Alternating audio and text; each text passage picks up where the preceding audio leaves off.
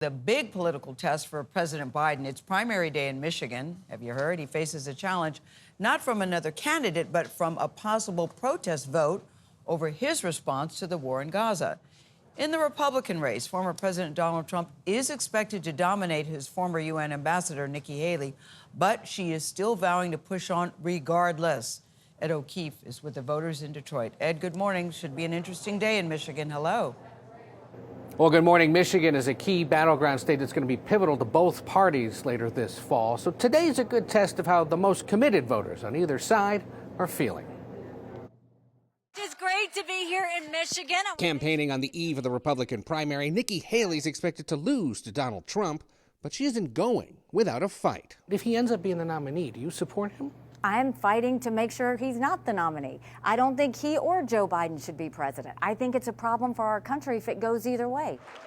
President Biden's also facing a key test here because in Michigan, primary voters have the option of voting uncommitted to oppose candidates on the ballot. You know, inshallah, the vote uncommitted. It's an option favored by many progressives and Arab and Muslim Americans, like Lexis Zaydan, who's been calling voters to build support. Our goal is to organize enough people behind the vote uncommitted box to send a message to Biden.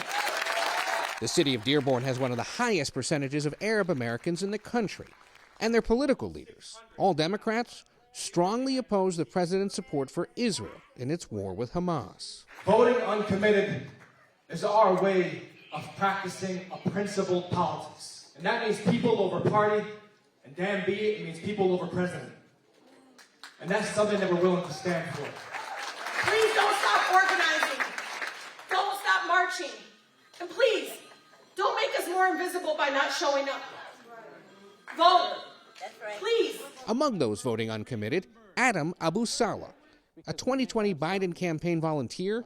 We first met him in November. As a community, we're tired of voting for the lesser of two evils. And now, Abu Salah says he hopes the president gets the message. So we're going to let him know that we are going to go out and vote, not only now, but in November as well. And Mr. Biden may be listening.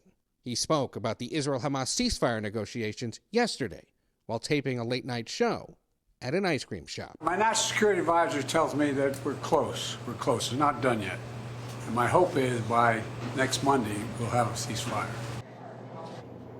The Biden campaign says it understands the concerns of those that are thinking about voting uncommitted, but many of his supporters here say any vote against the president this fall could put Donald Trump back in the White House.